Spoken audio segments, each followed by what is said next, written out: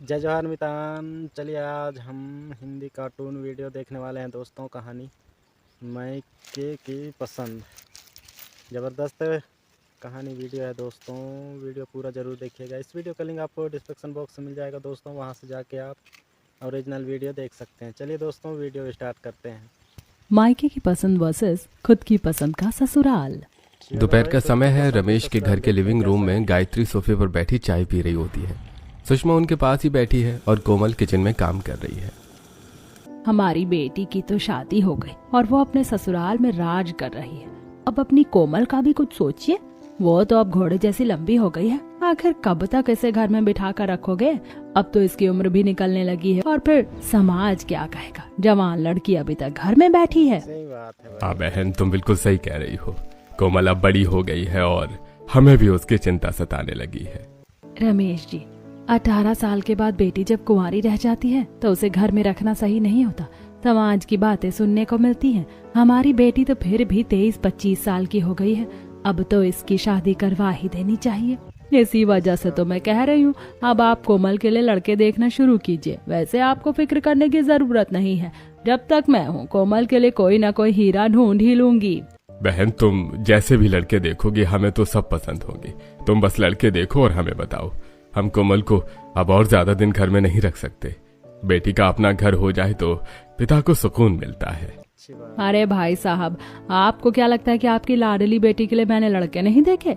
रुकिए रुकिए, मैं आपको अभी फोन में एक फोटो दिखाती हूँ। मैंने पहले ही एक बहुत ही अच्छे परिवार का लड़का सोच रखा है।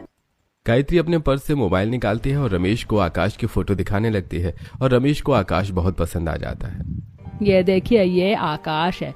बहुत ही अच्छा लड़का है। अमीर परिवार है और लड़का सरकारी नौकरी वाला है। अगर कोमल की शादी इससे हो गई तो वो महलों में रहेगी। आपकी बेटी बहुत खुश रहेगी इस घर में, इसकी गारंटी मैं लेती हूँ। इसको किसी भी चीज की कमी महसूस नहीं होगी। वो लोग बहुत अच्छे हैं और अमीर भी हैं। हाँ बहन, लड़का तो अच्छा ही दिख रहा है। चाहे जैसा भी दिखता हो, थोड़ी जोड़ी तो ऊपर से ही बनकर आती है। हम जैसे साधारण लोगों के लिए रिश्ता तो बहुत बड़ा है और इतने अच्छे खानदान के भी हैं वो। हाँ, अरेंज मैरिज में ही भलाई है। आजकल के बच्चे लव मैरिज के नाम पर जो आवारागर्दी करते हैं वो हमें पसंद नहीं। हमारी बेटी तो हमारी पसंद से ही शादी करेगी, चाहे लड़का जैसा भी हो। ठीक है सुषमा, तुम अपनी नंद से कहो कि वो रिश्ते की बात आगे बढ़ाए। हम चाहते हैं कि सब कुछ जल्दी हो जाए तो चट मंगनी पट ब्याह हो जाए। ऐसे ही आज का दिन निकलता है। अगले दिन आकाश अपने माता पिता के साथ कोमल को देखने जाता है। कोमल का पूरा घर साफ सुथरा और सजा हुआ होता है। तभी कोमल सलवार सूट पहने सभी को चाय देती है। ये लीजिए, आप लोग चाय पीजिए और ये नाश्ता भी लीजिए। वाह भाई रमेश जी, आपकी बेटी के हाथ की बनी चाय तो बहुत ही लाजवाब है। संस्कार है भाई। सच में कोमल बहुत ही गुणी लड़की है। भाई साहब, हमें तो अब कुछ और तय ही नहीं करना। जोड़ियां तो ऊपर से बनकर आती हैं। हमें आपका लड़का आकाश बहुत पसंद है और हमें भी आपकी बेटी कोमल बहुत पसंद है। कोमल बिल्कुल वैसी ही है जैसी बहू हमें चाहिए थी। चलिए अब बच्चों को भी आपस में अकेले बात करने का मौका देते हैं। रमेश कोमल को इशारा करता है और कोमल आकाश को लेकर दूसरे कमरे में जाती है। कमरे में आकाश बहुत ही बेरुखी से कोमल की तरफ देखता है। देखो कोमल, मुझे तो तुमसे कोई सवाल पूछना नहीं है। मुझे जो देखना था देख लिया। जी, मुझे भी आपसे ज्यादा कुछ नहीं पूछना है, बस एक बात बतानी है। मुझे लिखने का शौक है। मैं राइटर बनना चाहती हूँ और अपनी राइटर की कोर्स करना चाहती हूँ। क्या शादी के बाद आप मुझे अपनी राइटिंग का कोर्स करने देंगे? क्या मैं अपने दोस्तों से मिल सकूंगी? देखो कोमल, हमारे घर में कोई भी बहुएं घर की चौखट पार नहीं करती हैं। तुम्हें नौकरी करने की क्या जरूरत है? मैं खुद ही इतने पैसे कमाता हूँ कि तुम्हें किसी चीज की कमी नहीं होगी। पर आकाश जी, मैं आत्मनिर्भर बनना चाहती हूँ। एक लेखक बनना मेरा सपना है। बिल्कुल नहीं। शादी के बाद सिर्फ घर और परिवार ही तुम्हारी दुनिया होनी चाहिए।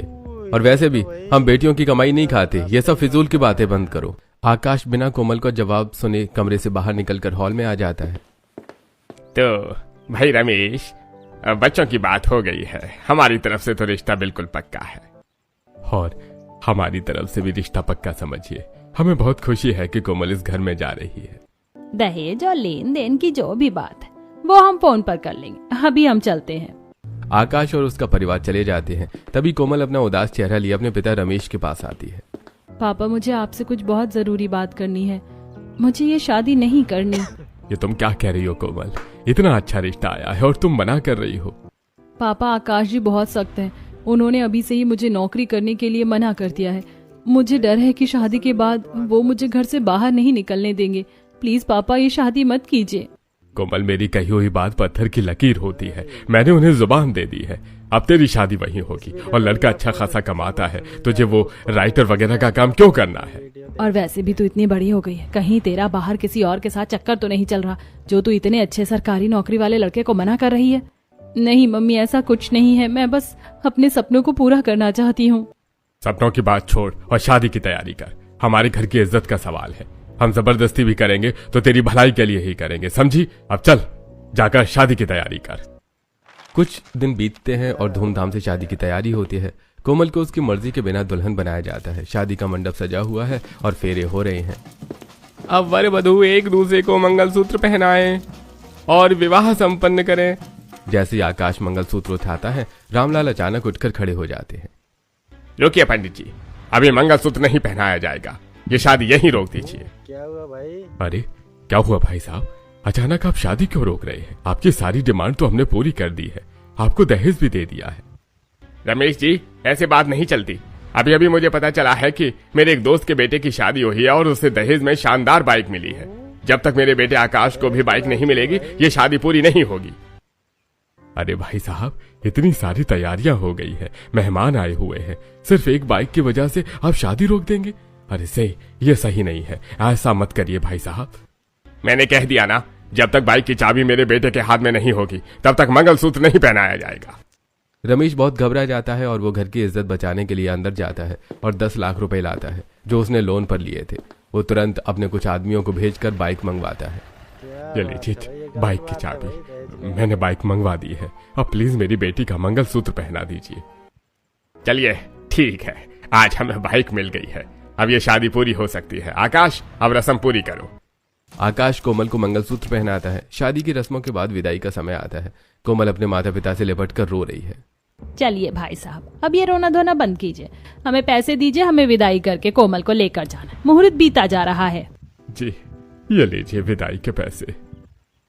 रमेश जी, इन पैसों में 3 लाख रुपए कम है, आपने हमें 3 लाख रुपए और देने का वादा किया था।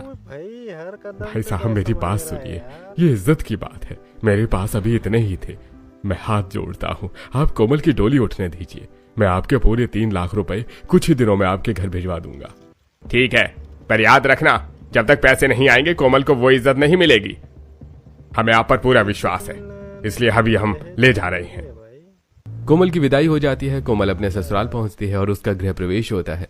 कोमल बहुत डरी हुई है और रात को अपने कमरे में जाकर सो जाती है। अगली सुबह उसकी पहली रसोई की रस्म है।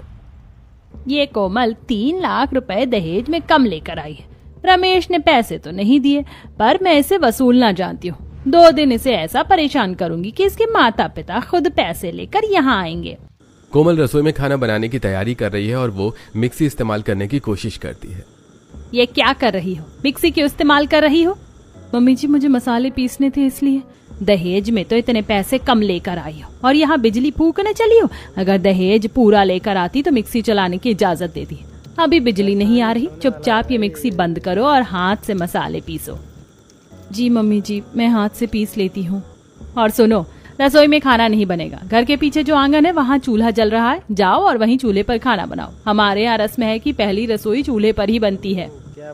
कोमल बहुत ज्यादा परेशान हो जाती है। पसीने में लथपथ होकर वो चूल्हे पर लकड़ियां जलाकर खाना बनाती है। धुआं उसकी आंखों में जा रहा है। जैसे तैसे वो खाना बनाकर सबको परोसती है। ये क्या बनाया है? बिल्कुल बेस्वाद खाना है। क्या आपने मायके से यही सीख कर आई हो? ना पैसे लेकर आई है, ना ही इसे खाना बनाना आता है, गरीब कहीं की। शायद इसके मायके में मसाले खत्म हो गए होंगे, इसीलिए कम डाले हैं। इसे कुछ नहीं आता। कोमल चुपचाप अपनी बेइज्जती सहती रहती है। कुछ दिन बीतते हैं और कोमल घर की सारी जिम्मेदारियां संभालने लगती है। एक दिन कोमल को बाजार जाना होता है। बाहर बहुत गर्मी है, पसीने से बुरा हाल हो रहा है, क्यों ना एक रिक्शा ढूंढ लूं। कोमल जैसे रिक्शा रुकवाने की कोशिश करती है, शारदा बालकनी से उसे देख लेती है। अरे कोमल, क्या हुआ? नीचे क्यों खड़ी है? मम्मी जी, बहुत गर्मी लग रही थी, इसीलिए सोचा रिक्शा मिल जाए तो बाजार चली जाऊं। अच्छा, क्या तेरे बाप ने यहाँ पैसों का पेड़ लगा कर रखा है जो तू रिक्शे से जाएगी? चुपचाप पैदल चल कर जा। पैदल चलने से कोई मर नहीं जाता। धूप है तो क्या हुआ, चुपचाप। कोमल मजबूरी में पैदल ही तपती धूप में बाजार चली जाती है। दूसरी तरफ एक कैफे में आकाश अपनी गर्लफ्रेंड रिया के साथ बैठा है। अगले वीडियो में मिलेंगे, तब रिया, तक के लिए तुम बिल्कुल मत घबराओ, मैंने सिर्फ दहेज